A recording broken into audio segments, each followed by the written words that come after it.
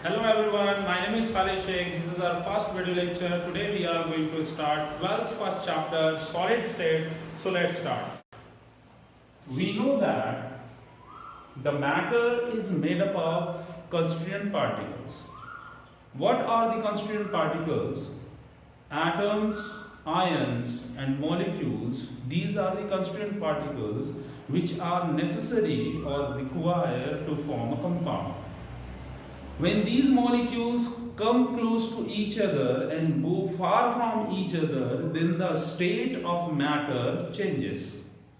Suppose, for an example, when the atoms, ions or molecules comes close to each other, when they come very close to each other like this, we know that the compound called solid.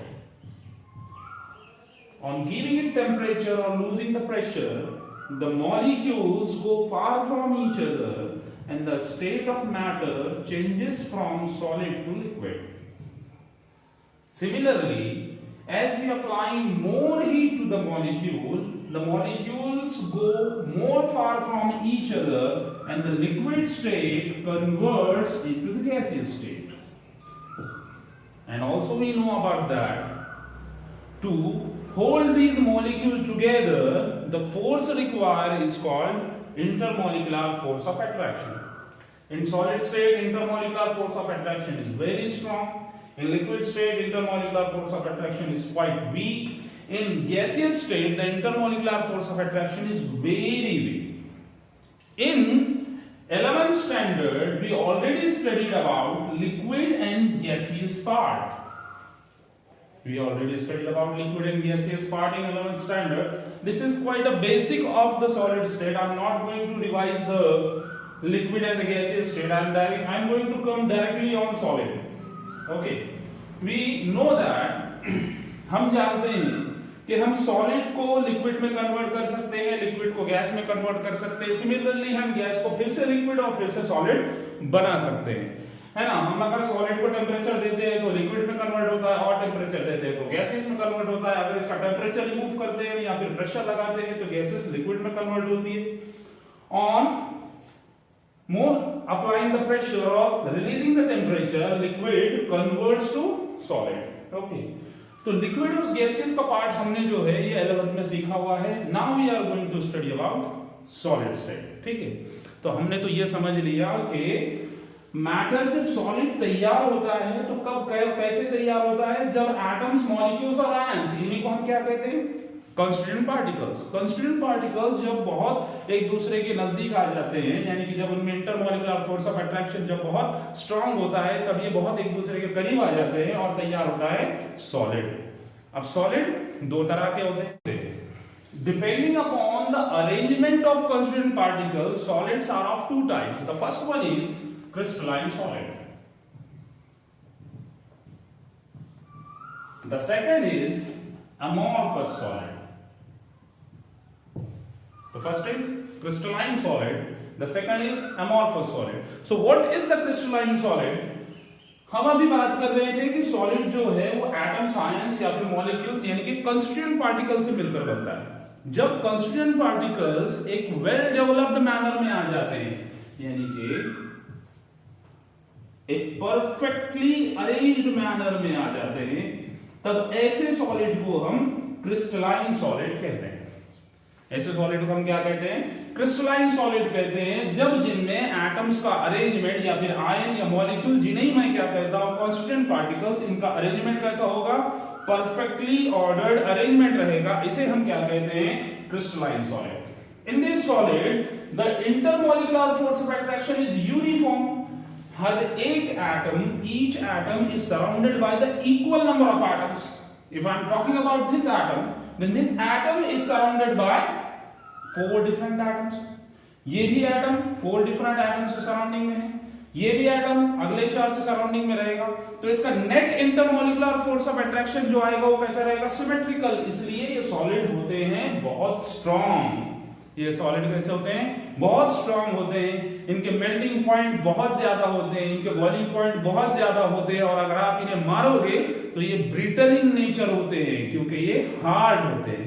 क्योंकि इनमें intermolecular force of attraction कैसा है, बहुत ज्यादा strong है।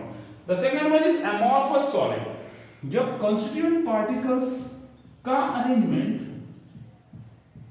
Perfect नहीं रहेगा, imperfect रहेगा, डिसऑर्डर्ड रहेगा, यानी कि मॉलिक्यूल अरेंज रहेंगे इन रैंडमनेस, कोई किधर भी है, कोई एटम्स कोई मॉलिक्यूल किधर भी है उनके जैसे नहीं है। यहां पर एटम्स का अरेंजमेंट कैसा था, परफेक्टली ऑर्डर्ड था।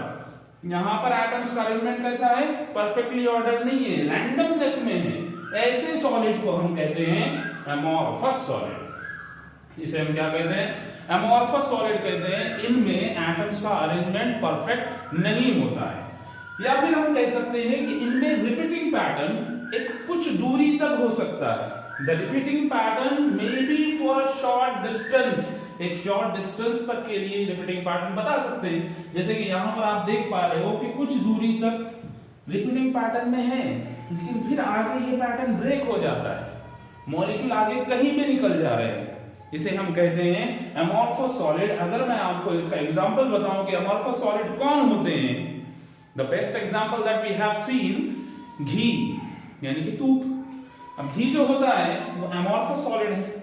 सर्दी के दिनों में जो घी होता है, जो हम बोतल में भर के रखते हैं, अगर आप उसे ध्यान दोगे तो आप कहीं पर ऐसे जब आप अपनी फिंगर उसमें प्रेस करते हो, दबाते हो, तो कहीं पर वो हार्ड होता है और कहीं पर आपकी उंगली जो है जल्दी से आसानी से अंदर चली जाती है। जहां पर हार्ड है वहां पर एटम्स का अरेंजमेंट ऑर्डर्ड है, और जहां आपकी उंगली उसके अंदर चली जा रही है, धंस जा रही है, घुस जा रही है, वहां पर एटम्स का अरेंजमेंट ऑर्डर में नहीं है। तो यहां पर एक परफेक्टली ऑर्डर्ड अरेंजमेंट नहीं होता है। घी ऐसे सॉलिड को हम क्या कहेंगे, अमॉर्फस सॉलिड। अनदर एग्जांपल टार, मतलब कि डामर। डामर भी जो है अमॉर्फस सॉलिड का ही एग्जांपल है, क्योंकि डामर भी एक परफेक्ट हार्ड क्रिस्टलाइन सॉलिड नहीं होता है। डामर को अगर हम ऐसे प्रेस करते हैं, दबाते हैं, तो वो दब जाता है। तो ऐसे सॉलिड को हम क्या कहते हैं, अमॉर्फस सॉलिड कहते हैं। Another example is glass, very very very important, glass.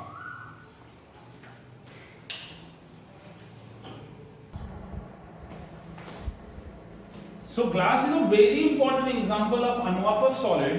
अब आप तो कहोगे कि ग्लास कैसे क्या अमॉर्फस सॉलिड है, क्योंकि सर ग्लास तो बहुत हार्ड होता है, ब्रिटल इन नेचर होता है, फिर भी ग्लास अमॉर्फस सॉलिड में कैसे आ रहा है? ग्लास तो अमॉर्फस सॉलिड में नहीं आना चाहिए, क्योंकि ग्लास को अगर हम मारते हैं तो फूट जाता है। फिर ग्लास कैसे अमॉर्फस सॉलिड में आ रहा है? क्योंकि वो बहुत हार्ड है, वो तो क्रिस्टलाइन सॉलिड में आना चाहिए। बट नो, अमॉर्फस सॉलिड की प्रॉपर्टी ये है कि इनमें जो कंस्टिट्यूएंट पार्टिकल्स है, इंटरमॉलिक्यूलर फोर्स ऑफ अट्रैक्शन इनका वीक होता है, क्योंकि इनमें एटम्स का अरेंजमेंट परफेक्टली ऑर्डर्ड नहीं है। लेकिन अगर आप यहां देखते हो तो यहां पर एटम्स का अरेंजमेंट परफेक्टली ऑर्डर्ड है। इसके वजह से इनमें इंटरमॉलिक्यूलर फोर्स ऑफ अट्रैक्शन इतना स्ट्रांग होता है कि अगर आप इन्हें मारोगे, यानी आप इस पर अगर हैमरिंग करोगे तो ये सीधे फूट जाएगा। हाँ, तो सर हम वही कह रहे हैं ना कि ग्लास जो है हैमरिंग करने पर ग्लास में तो फूट जाता है। नहीं, लेकिन हैमरिंग करने की बात नहीं चल रही है। अगर हम ग्लास को कुछ दिनों के लिए वर्टिकली खड़ा अगर रख देते हैं, अगर हम ग्लास को ऐसे खड़ा अगर रख देते, वर्टिकली अगर रख देते हैं, तो होता ये है कि कुछ दिनों बाद ग्लास की जो नीचे की साइड है वो मोटी हो जाती है और ऊपर का जो एज है ग्लास का वो पतला हो जाता है। नीचे का मोटा हो जाता है, ऊपर का एज जो है वो पतला हो जाता है। मतलब वो कह रहा है कि ग्लास में एटम्स ऊपर से नीचे आ रहे हैं ड्यू टू ग्रेविटी। अब ये प्रॉपर्टी तो क्रिस्टलाइन की है नहीं, क्योंकि क्रिस्टलाइन सॉलिड में इंटरमॉलिक्यूलर फोर्स ऑफ अट्रैक्शन इतना स्ट्रांग होता है, एक एटम दूसरे एटम को इतना स्ट्रांगली होल्ड करके रखता है कि अगर आप उसे मारोगे तो सीधे ब्रेक हो जाएगा। ये एटम इधर नहीं आ सकता, ये एटम उधर नहीं जा सकता। अगर ग्लास में ऊपर के एटम्स नीचे आ रहे हैं तो ये प्रॉपर्टी किसकी है? अमॉर्फस सॉलिड की, क्योंकि इसमें intermolecular force of attraction weak होता है, तो इधर के एटम्स उधर जा सकते हैं। इसलिए ग्लास जो है अमॉर्फस सॉलिड का एग्जांपल होता है। ग्लास का जो मेन कंपोनेंट होता है वो है सिलिका। ग्लास सिलिका से बनता है।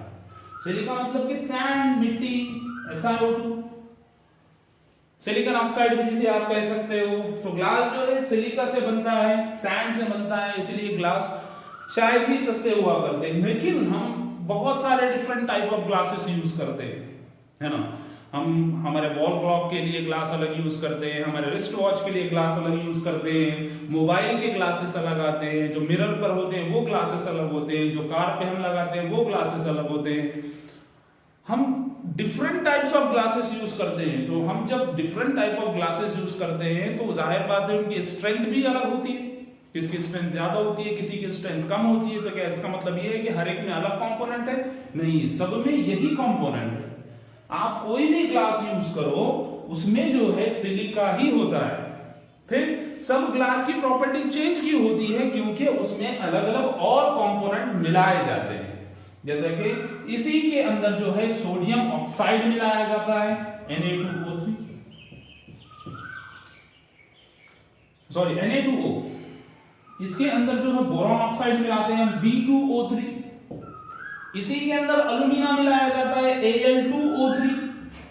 और ग्लास को कलर देने के लिए उसके अंदर ट्रांजिशन मेटल ऐड किए जाते हैं।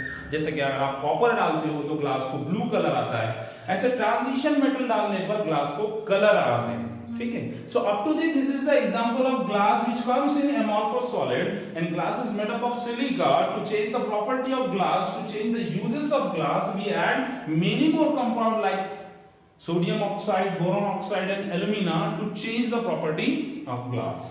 Okay, then further, अब इसमें जो है amorphous solid में हमें इतना ही सीखना है, up to this only। हमें एक्चुअल चैप्टर जो है वो ये है solid state for crystalline solid. Solid state इसी चैप्टर ने हमें अलग अलग टाइप के सॉलिड्स बताए हैं, कि सॉलिड स्टेट नहीं बताया है। शायद अगर सॉलिड स्टेट नहीं होता तो हम नहीं जान पाते कि और हम कितने टाइप के डिफरेंट टाइप्स ऑफ सॉलिड तैयार कर सकते हैं। आप कहोगे कैसे? सपोज कि हमारे पास कैल्शियम ऑक्साइड है, इसी चैप्टर ने बताया है हमें कि हमें कैल्शियम ऑक्साइड का कैसे कैसे यूज करना है। कैल्शियम ऑक्साइड को अगर आप हाई प्रेशर और लो टेम्परेचर पर प्रेस कर देते हो तो इससे बनते हैं टाइल्स। टाइल्स जो हम जमीन पर लगाते हैं ना हमारे घर में, तो उससे बनते हैं टाइल्स। जो फर्श हम बिछाते हैं घर में, तो इससे बनते हैं टाइल्स। अगर हम इसको हाई प्रेशर और लो टेम्परेचर पर प्रेस करते हैं, अगर आप इसे लो प्रेशर पर अगर आप इसे प्रेस करते हो, अगर आपने इसे ज्यादा प्रेशर लगाकर अगर इसके मॉलिक्यूल को प्रेस किया तो तैयार क्या होता है? टाइल्स। अगर आप इसे लो प्रेशर पर प्रेस करोगे तो इससे तैयार होता है चॉक पीस। चॉक पीस जो हम ब्लैक बोर्ड पर लिखते हैं, चॉक पीस, ये तो पेन है, चॉक पीस जिससे हम लिखते हैं ब्लैक बोर्ड पर, उससे वो तैयार होता है अगर हम इसे लो प्रेशर पर प्रेस करते हैं तो एक ही कंपोनेंट से, एक ही कंपोनेंट है कैल्शियम ऑक्साइड, इससे हम चॉक पीस भी बना रहे हैं, इससे हम टाइल्स भी बना रहे हैं। ये 200 साल पहले बना रहे थे क्या? नहीं। 200 साल पहले क्यों नहीं बना रहे थे? तब पता नहीं था ना कि सॉलिड स्टेट चैप्टर होता है, तब पता नहीं था कि सॉलिड की प्रॉपर्टी होती है, तब पता नहीं था कि क्रिस्टलाइन सॉलिड होता है और अमॉर्फस सॉलिड होता है। अब पता है हमें कि ये, अब जो है साइंटिस्ट ने बताया है कि क्रिस्टलाइन अमॉर्फस सॉलिड होता है। इसके अकॉर्डिंग हम जो है एक ही मॉलिक्यूलर फॉर्मूले से अलग अलग कंपाउंड तैयार कर पा रहे हैं।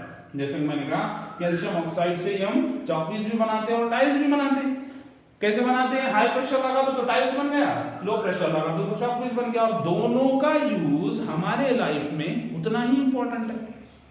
अगर हम टाइल्स को हम बोर्ड पर यूज नहीं कर सकते और चॉक पीस को हम जमीन पर यूज नहीं कर सकते, यानी कि ये चैप्टर इतना इंपॉर्टेंट है हमारे डे टू डे लाइफ में। अगर ये नहीं होता तो हम बहुत सारे कंपाउंड्स हमें पता नहीं होते।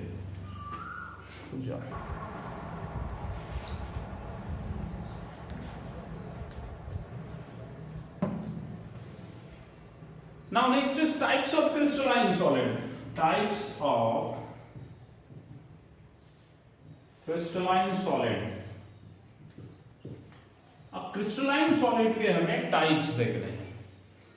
तो जनरली क्रिस्टलाइन सॉलिड के 4 टाइप हुआ करते हैं। The first one is molecular solid, the second one is ionic solid, the third one is metallic solid, The fourth one is covalent solid. This is a very important topic because they give you the formula, they give you the solid, and they ask to you that in which category you will settle the solid. कौन सी category में आप जो है उस solid को रखोगे, molecular solid में रखोगे, आयनिक में रखोगे, मेटालिक में रखोगे या फिर कोवैलेंट में रखोगे। वो आपको सॉलिड देते हैं और सॉलिड देकर उसकी कैटेगरी आपको वो पूछेंगे कि वो कौन सी कैटेगरी से बिलोंग करता है। ठीक है, तो समझना बहुत ही आसान है। मॉलिक्यूलर सॉलिड, मैं आपको एकदम इसकी सिंपल हिंट बता देता हूं कि आप इसे तुरंत पहचान सके कि सॉलिड किस में आएगा, मॉलिक्यूलर में आएगा, आयनिक में आएगा, मेटालिक में आएगा या फिर कोवैलेंट में आएगा। तो सबसे पहले मॉलिक्यूलर सॉलिड के और टाइप होते हैं। The first is polar molecular solid,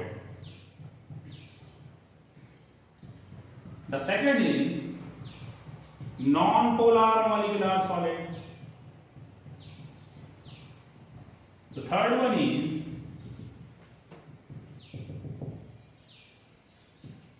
hydrogen bonded molecular solid, hydrogen bonded molecular solid. Okay, so these are the subcategories of molecular solids. So what is a molecular solid? The solid which are formed by molecules. Simple.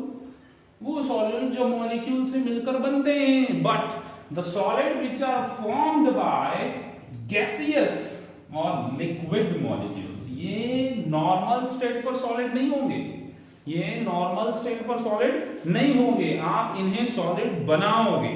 कैसे बनाएंगे हम इसे solid? Pressure देकर।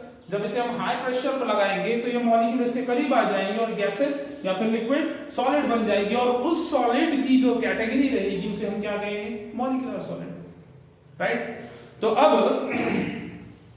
ये तो आपको समझ में आ गया होगा कि मॉलिक्यूलर सॉलिड किसे कहते हैं। और एक बार मैं कह दूं कि मॉलिक्यूलर सॉलिड किसे कहते हैं हम? मॉलिक्यूलर सॉलिड का मतलब है कि वो सॉलिड जो मॉलिक्यूल्स होते हैं गैसियस के या फिर लिक्विड स्टेट के, गैसियस या फिर लिक्विड स्टेट के मॉलिक्यूल को जब हम हाई प्रेशर या फिर लो टेम्परेचर पर प्रेस करेंगे तो ये मॉलिक्यूल नजदीक आएंगे, क्लोज आएंगे और लिक्विड या फिर गैस सॉलिड में कन्वर्ट हो जाएगी, और उस सॉलिड को हम क्या कहेंगे? Molecular solid. ठीक है, अब अगर उन मॉलिक्यूल्स पर चार्ज होता है तो उसे हम पोलर कहते हैं, अगर उन पर चार्ज नहीं होता है तब उसे नॉन पोलर कहते हैं। उस पर चार्ज होता है और उसमें हाइड्रोजन बॉन्ड बनता है तो उसे हम हाइड्रोजन बॉन्डेड मॉलिक्यूलर सॉलिड कहते हैं। इतना शॉर्ट नहीं सर, थोड़ा इसे डिस्क्राइब करो तो ठीक है। देखिए इधर पोलर मॉलिक्यूलर सॉलिड हम सबसे पहले किसे कहेंगे? सपोज कि हमने कोई एग्जांपल लिया है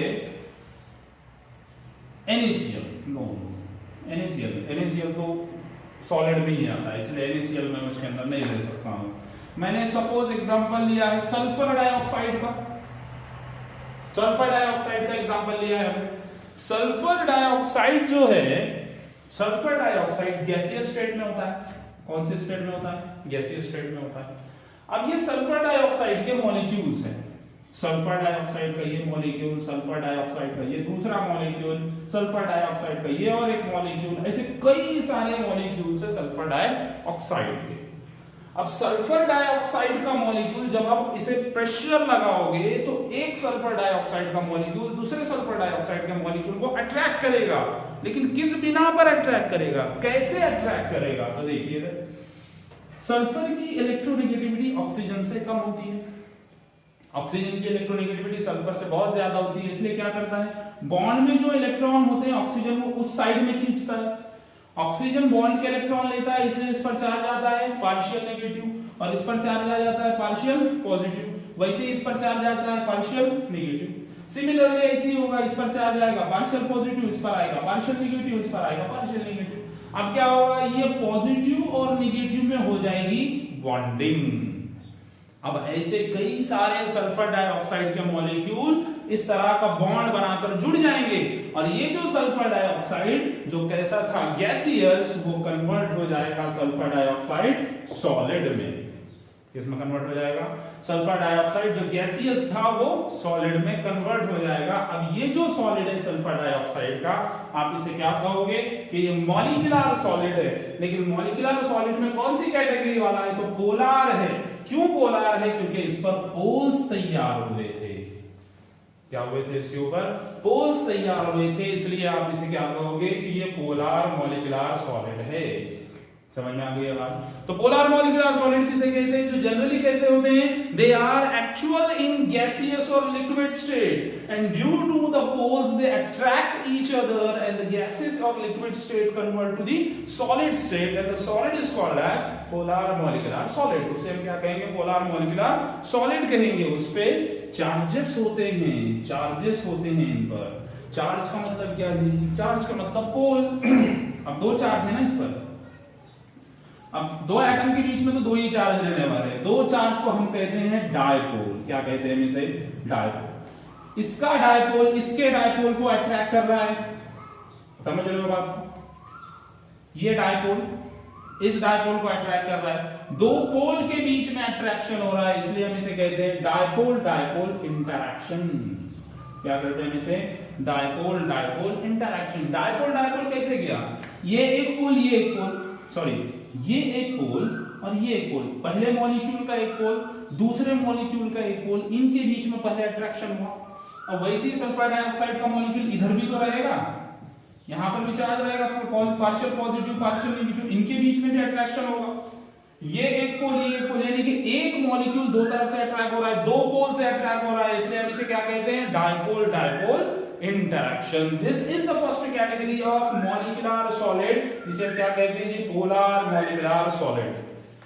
रुक जाओ, चलिए तो बढ़िया। तो पहला आपको polar molecular solid ये समझ में आ गया होगा। polar molecular solid यानी कि ये solid जो है वो actual gaseous और liquid state वाले molecule से मिलकर बनेंगे, जिन पर charges होंगे, उसे हम क्या कहेंगे? polar molecular solid कहेंगे। इन सॉलिड में कौन सा अट्रैक्शन होता है? तो इन सॉलिड में डायपोल डायपोल इंटरैक्शन होता है, ऐसा मैंने आपको इसके अंदर बताया है। तो आप जल्दी से इसका स्क्रीनशॉट ले सकते हैं, तो हम आगे बढ़े।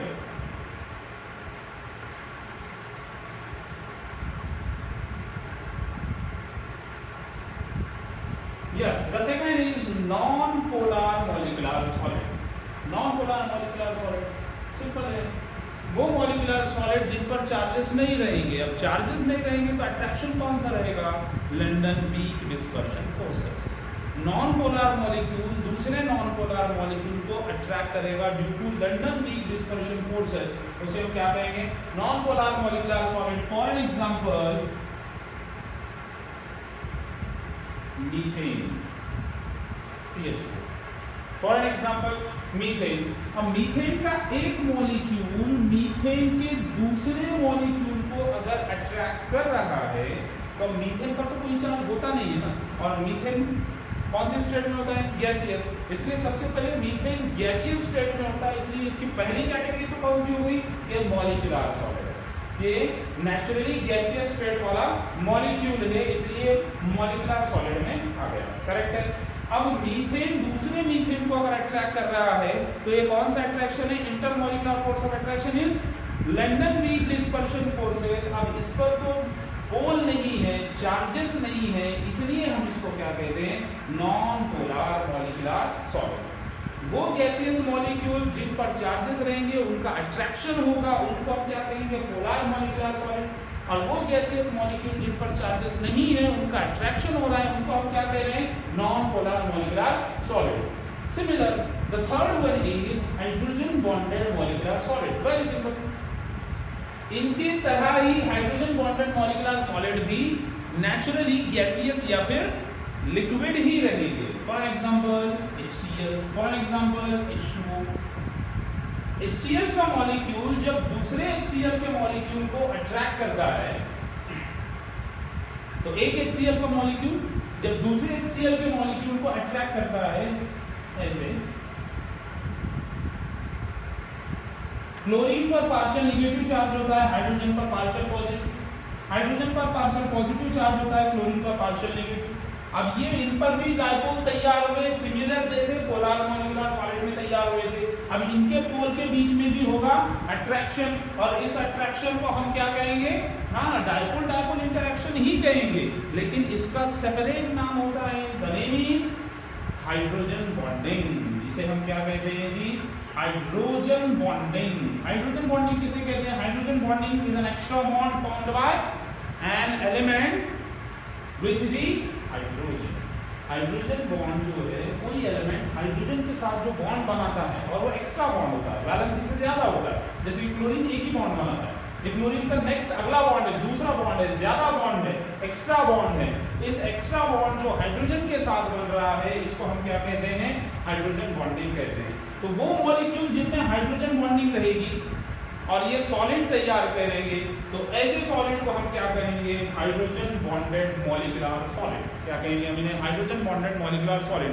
तो ये मॉलिक्यूलर सॉलिड ऐसे होते हैं जो नेचुरली गैसियस और लिक्विड ही रहने वाले हैं। पहली कैटेगरी क्या है कि वो गैसियस और लिक्विड ही रहने वाले हैं, लेकिन उनमें हाइड्रोजन रहेगा, तो उसे हम क्या कहेंगे, hydrogen bonded molecular solid. Sir hydrogen तो यहाँ पर भी था ना, कि वो हाइड्रोजन बॉन्डेड मॉलिक्यूलर सॉलिड भी क्यों नहीं आया यहाँ पर सॉरी, यहाँ पर हाइड्रोजन था लेकिन यहाँ पर चार्जेस कहाँ तैयार हो रहे हैं, यहाँ पर हाइड्रोजन है और चार्जेस तैयार हो रहे हैं, इसलिए ये हाइड्रोजन बॉन्डेड मॉलिक्यूलर सॉलिड में आ रहा है। कहां पर आ रहा है, हाइड्रोजन बॉन्डेड मॉलिक्यूलर सॉलिड में आ रहा है। ओके, तो हाइड्रोजन बॉन्डेड मॉलिक्यूलर सॉलिड उसे कहते हैं हम जिनमें मॉलिक्यूल्स पर चार्जेस रहेंगे और उनमें हाइड्रोजन बॉन्ड तैयार होगा, यानी कि उनमें हाइड्रोजन रहेगा, उसे हम हाइड्रोजन बॉन्डेड मॉलिक्यूलर सॉलिड कहेंगे। तो third one is ionic solid. जैसे कि आपने कहा मॉलिक्यूलर सॉलिड नेचुरली गैसियस और लिक्विड स्टेट वाले होते हैं, वैसे ही ionic solid naturally solid state वाले ही होते हैं। कैसे होते हैं, सॉलिड स्टेट वाले ही होते हैं। समझिएगा, कोई आपके पास मॉलिक्यूल है और वो गैसियस या फिर लिक्विड स्टेट का है और उस पर चार्जेस है, तो आपने क्या कहा, वो कहां पर आएगा, पोलर। पोलर मैं यहां पर लिख देता हूं मैं, कोई अगर हमारे पास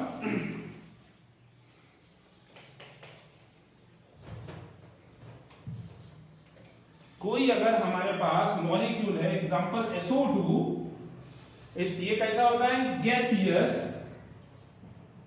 और इस पर होते हैं चार्जेस।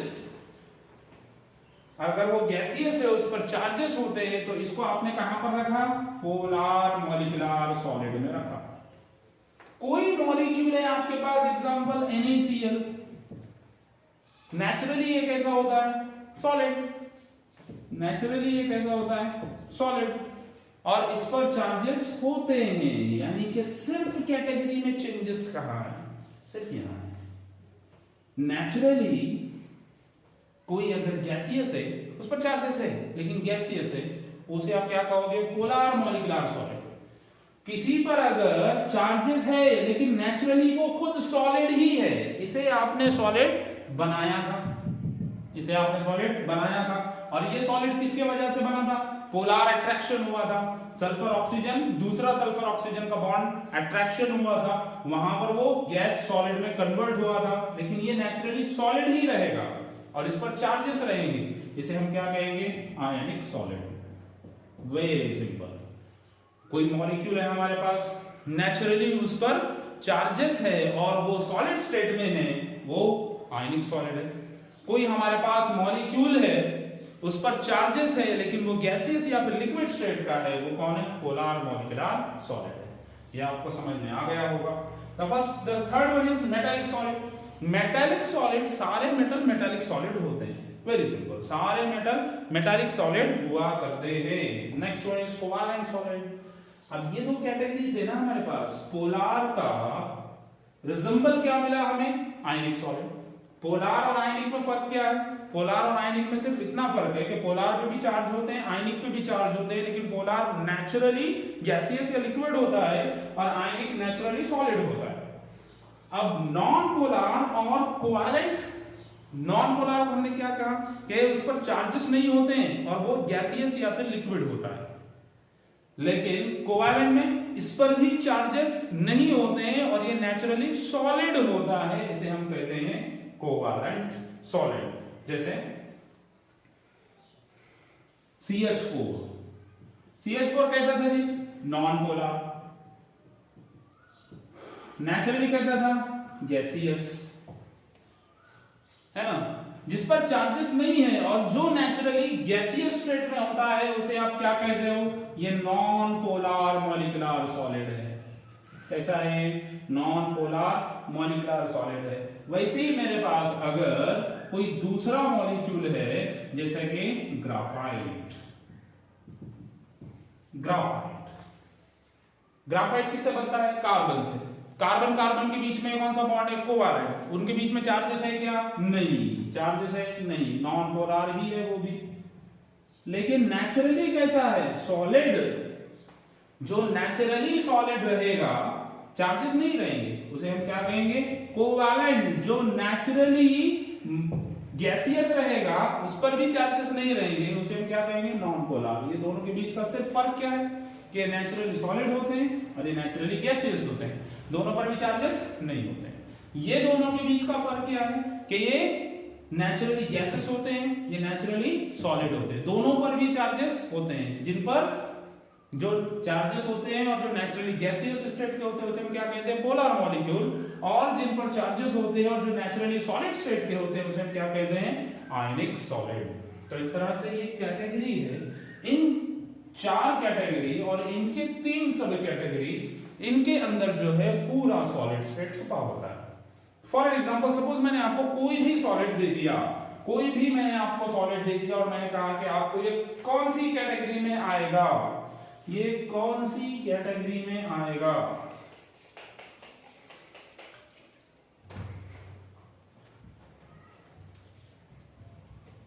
हमारा बोर्ड थोड़ा सा एक्सपायर हो चुका है, इसके ऊपर का जो लुब्रिकेंट है वो शायद फिनिश हो गया है, इसलिए जो हम लिखते हैं वो उसी पर रह जाता है। उसके लिए हम इथेनॉल यूज कर रहे हैं जी, 7 तो नहीं कर रहे हैं लेकिन बोर्ड पर यूज करते हैं। तो मैंने आपको कोई एग्जांपल दिया है MgCl2 और मैंने आपको पूछा है कि ये कहां रखोगे आप इसे? MgCl2। तो MgCl2 देखते हैं, आइए। मैग्नीशियम, क्लोरीन, क्लोरीन, मैग्नीशियम कैसा होता है? सॉलिड, इसलिए ओवरऑल ये कैसा रहने वाला है? सॉलिड। ओवरऑल ये कैसे रहने वाला है? सॉलिड, क्योंकि मैग्नीशियम कैसा है? मेटल। अब इन पर चार्जेस है क्या? तो है, मैग्नीशियम पर पार्शियल पॉजिटिव और इस पर पार्शियल नेगेटिव। बन गई कैटेगरी। जो नेचुरली कैसा होगा? सॉलिड। और जिन पर होंगे चार्जेस उसे आप कहां पर रखोगे? आयनिक सॉलिड में। जिन पर होंगे चार्जेस और वो नेचुरली होगा सॉलिड, उसे आप कहां रखोगे? आयनिक सॉलिड। करेक्ट है। ऐसे ही हमने अगर आपको दूसरा एग्जांपल दिया है, सिमिलरली हमने आपको दूसरा एग्जांपल दिया CO2। तो CO2 पर चार्जेस होते हैं क्या? तो CO2 पर चार्जेस नहीं होते हैं क्योंकि कार्बन और ऑक्सीजन की इलेक्ट्रोनेगेटिविटी का डिफरेंस बहुत ही कम है, इसलिए बॉन्ड के इलेक्ट्रॉन कोई एक एटम स्ट्रांगली खींच नहीं पाता है, इसलिए उस पर चार्जेस नहीं आते हैं। अब चार्जेस नहीं आते यानी कि एक ऐसा हो गया है नॉन पोलर, राइट। कार्बन और ऑक्सीजन, कार्बन डाइऑक्साइड क्या है जी? कार्बन डाइऑक्साइड क्या है? गैस है। तो ये गैसियस स्टेट में है और इस पर चार्जेस नहीं है। कोई गैसियस स्टेट में होता है और अगर उस पर चार्जेस नहीं होते हैं तो उसे आप कहां पे लिखते हो? Non polar molecular solid. कहां लिखते हो? नॉन पोलर मॉलिक्यूलर सॉलिड में। तो सिमिलरली शायद आप ये समझ गए होंगे कि कोई भी सॉलिड को हम किस कैटेगरी में कैसे रख सकते हैं। कोई सॉलिड अगर नेचुरली गैसियस या लिक्विड है, उस पर चार्जेस है तो पोलर, चार्जेस नहीं है नॉन पोलर। हाइड्रोजन है, हाइड्रोजन बॉन्डेड मॉलिक्यूलर सॉलिड। कोई अगर सॉलिड नेचुरली, कोई अगर मॉलिक्यूल नेचुरली सॉलिड स्टेट वाला है, उस पर चार्जेस है आयनिक, चार्जेस नहीं है कोवैलेंट। और मेटल, सारे मेटल मेटालिक सॉलिड होते हैं। तो this is about classification of crystalline solid depending upon the intermolecular forces of attraction. Intermolecular forces of attraction के ऊपर में ये हमने इतनी कैटेगरी बनाई है। The next is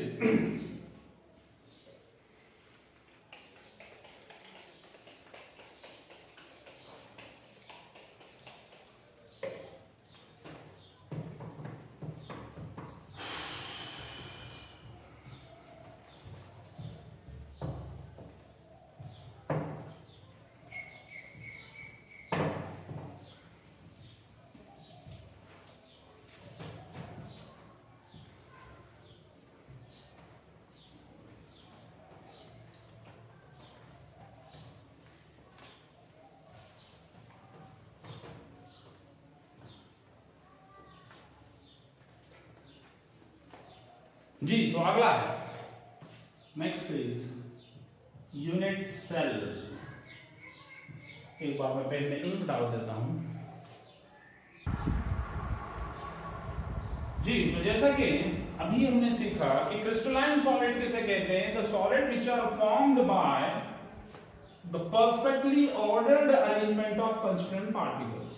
This is the perfectly ordered arrangement of constituent particles.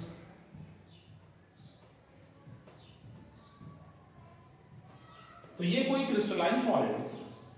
अब ये जो कोई क्रिस्टलाइन सॉलिड है, इसमें सपोज कि ये एक कोई पैटर्न है, ये 4 एटम्स को लेकर ये पैटर्न तैयार हो रहा है।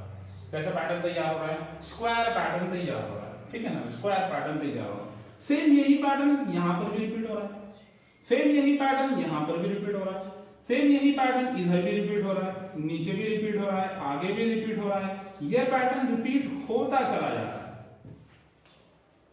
द स्मॉलेस्ट रिपीटिंग पैटर्न, ये जो सबसे छोटा रिपीटिंग पैटर्न है जो रिपीट होता चला जा रहा है, the smallest repeating pattern is called as unit cell. इसको हम क्या कहते हैं? यूनिट सेल कहते हैं। ये सबसे छोटा रिपीटिंग पैटर्न है जो रिपीट होता चला जा रहा है, इसको हम क्या कहते हैं? Unit cell.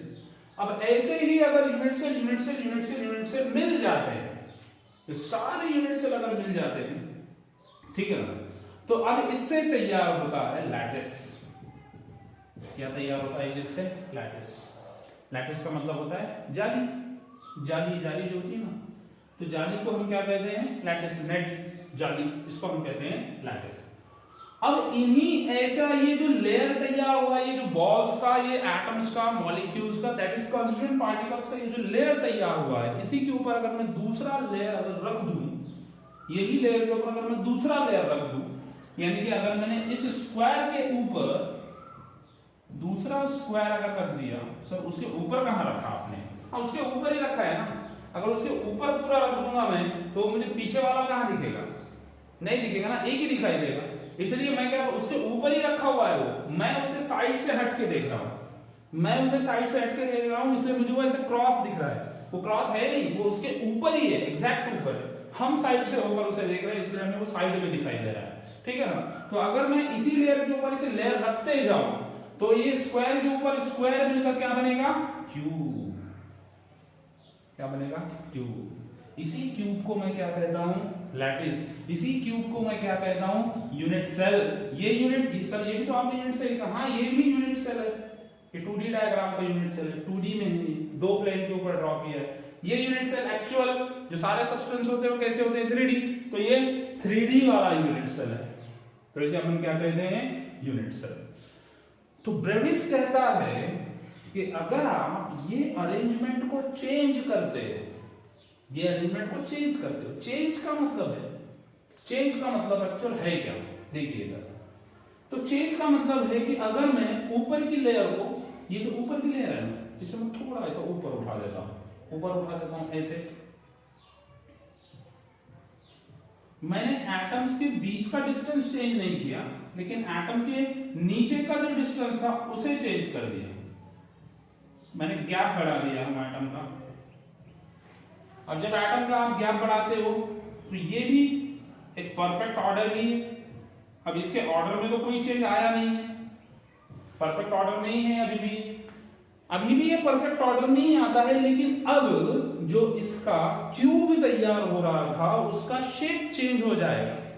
मतलब हम अगर केमिस्ट्री में कहा जाए, इसका जो इंटरमॉलिक्यूलर फोर्स ऑफ अट्रैक्शन था, अब इसका intermolecular force of attraction change हो जाएगा। इसका intermolecular force of attraction definitely ज्यादा रहेगा, इसका इंटरमॉलिक्यूलर फोर्स ऑफ अट्रैक्शन थोड़ा सा कम रहेगा। यानी कि सॉलिड ऐसे भी हो सकते हैं और ऐसे भी। और अगर इसी के ऊपर हम और लेयर रख दें तो कैसा दिखाई देगा? वो ऐसे बन जाएगा, ऐसे बन जाएगा। सपोज कि अगर ये साइड ए है, ये साइड बी है और ये साइड सी है। ये साइड अगर ए है, ये साइड बी है, ये साइड सी है, तो बी को हमने चेंज किया है क्या? नहीं। सी को हमने चेंज किया है क्या? नहीं। हमने किसको चेंज किया है? हाइट को, ए को। इसको क्या कहते हैं आप? Simple cube. तो ये क्या बन जाता है? टेट्रागोनल। इसे क्या कहते हैं हम? टेट्रागोनल। चेंज क्या हो रहा है? इसमें सारे साइड एक जैसी है, a is equal to B is equal to C. इसमें b इक्वल टू सी है लेकिन a इक्वल नहीं है। If this angle is alpha, this angle is beta, this angle is gamma, all the lines are perpendicular to each other because this is a cube. Alpha, beta, gamma सब कैसे हैं? सारे equal है। और equal कितने हैं? Perpendicular है। Perpendicular मतलब कि कौन कितने एंगल के हैं? 90। लेकिन यहाँ पर उतने ही है, हमने चेंज किया ही नहीं। हमने इसको थोड़ा सा भी इसको टेढ़ा मेढ़ा किया क्या? बिल्कुल टेढ़ा मेढ़ा नहीं किया। जो लाइन थी उसका डिस्टेंस बढ़ा दिया, उसको इधर या इधर ऐसे खींचा है क्या? नहीं, उसे सीधा ही रहने दिया है। तो इसके एंगल्स चेंज होने वाले हैं? नहीं, एंगल जो थे वही रहेंगे। तो जब एटम्स परफेक्टली ऑर्डर्ड अरेंजमेंट में आ जाते हैं तो उनमें एक स्मॉलेस्ट रिपीटिंग पैटर्न तैयार होता है। उनमें स्मॉलेस्ट रिपीटिंग पैटर्न तैयार होता है। उस स्मॉलेस्ट रिपीटिंग पैटर्न को हम क्या कहते हैं? Unit cell. अब ये 2D डायग्राम, इसी के ऊपर मैं और लेयर रख दूं तो स्क्वायर स्क्वायर मिलकर क्या बनेगा? Cube, right. ये क्या है? ये भी यूनिट सेल ही है, इसी को हम यूनिट सेल कह रहे हैं। ये 3D में है, ये 2D में है। ये यूनिट सेल का नाम क्या है? Simple cube. क्या नाम है इसका? सिंपल क्यूब, क्योंकि इसमें सारे साइड कैसे हैं? इक्वल। सारे एंगल की कैसे हैं? इक्वल। ब्रेविस कहता है कि सॉलिड की जो प्रॉपर्टी चेंज होती है वो क्यों होती है? कोई सॉलिड बहुत स्ट्रांग होते हैं, कोई सॉलिड थोड़े से वीक होते हैं, क्योंकि उनके लैटिस का अरेंजमेंट चेंज हो जाता है। उनके लैटिस का अरेंजमेंट चेंज हो जाता है। सपोज कि आप क्या कर रहे हैं, लेयर को थोड़ा सा ऊपर ले लिया, अगर आपने लेयर को थोड़ा सा ऊपर ले लिया, इंटरमॉलिक्यूलर फोर्स ऑफ अट्रैक्शन यहां पर वीक हो जाएगा। इंटरमॉलिक्यूलर फोर्स ऑफ अट्रैक्शन इसमें वीक हो जाएगा। लेयर को आपने थोड़ा सा ऊपर लेके चला गया, लेकिन अभी भी इसकी अरेंजमेंट में कोई चेंज आया है क्या? कुछ नहीं। पहले भी वो परफेक्टली ऑर्डर था, अभी भी परफेक्टली ऑर्डर है। परफेक्टली ऑर्डर का मतलब क्या? एक रिपीटिंग पैटर्न तैयार हो रहा है। हो रहा है कि नहीं? यहाँ पर ये रिपीटिंग पैटर्न तैयार हो, सेम इधर, सेम इधर, सेम इधर, उसके नीचे सेम तैयार होता चला जा रहा है। रिपीटिंग पैटर्न में कोई चेंज नहीं आया है, यानी कि यहाँ पर भी अभी भी एक क्रिस्टलाइन सॉलिड ही है, लेकिन जो उसकी स्ट्रेंथ थी वो यहाँ पर डिक्रीज हो जाएगी। और अगर मैं इसका यूनिट सेल ड्रॉ करूं तो वो कैसे दिखाई देगा मुझे? ऐसे। तो सिर्फ पहले जो इसके सारे साइड इक्वल थे, इसको मैं क्या कहता था? Simple cube. अब इसकी हाइट मैंने चेंज कर दिया, इसको हम क्या कहते हैं? टेट्रागोनल। इसके एंगल्स को हमने चेंज किया है क्या? तो नहीं। एंगल्स पहले यहां पर कैसे थे? सारे एंगल्स इक्वल थे, अभी भी यहां पर सारे एंगल कैसे हैं? इक्वल ही है। इसके आगे ब्रेविस कहता है कि हम अगर ये अरेंजमेंट को, जैसे मैंने ऊपर लिया ना, वैसे अब इसको मैं ऐसे साइड में भी ले सकता हूं। ये एटम्स को मैं इधर खींच सकता हूं, जैसे अभी मैंने ऐसे लिया था ना, ऐसे लिया था ना, अभी ऐसे लिया था ना। तो अब इसमें मैं क्या कर सकता हूं? देखिएगा, इसमें मैं क्या कर सकता हूं? अब इनके बीच का डिस्टेंस बढ़ा सकता हूं। इनके बीच का, यानी कि ये जो था ना, ये जो C है ना, अब मैं C को बढ़ा सकता हूं। कैसे मैं C को बढ़ा सकता हूं? ये इधर ले लिया मैंने। ये तो पहले डिस्टेंस था ही, वो डिस्टेंस मैंने मेंटेन रखा ही। अब मैंने इन दोनों का डिस्टेंस, इसको भी चेंज कर दिया। रिपीटिंग पैटर्न अभी भी बनेगा, वो नहीं चेंज होने वाला। रिपीटिंग पैटर्न अभी भी बनेगा, लेकिन सॉलिड की स्ट्रेंथ चेंज हो जाएगी और एक नए टाइप का यूनिट सेल तैयार होगा। तो ब्रेविस कहता है अगर आप इस अरेंजमेंट को चेंज करते हो तो आप 7 डिफरेंट टाइप्स के अरेंजमेंट बता सकते हो इससे, जो हम देखेंगे अगले लेक्चर। तो आज के लिए इस वीडियो में इतना काफी है। इसके आगे जो भी नेक्स्ट 7 टाइप्स के ब्रेविस लाइटिसेस होते हैं वो हम कल यानी कि अगले वीडियो लेक्चर में देखेंगे। तो तब तक के लिए गुड बाय। वीडियो को लाइक करके जाइए और चैनल को सब्सक्राइब कीजिए।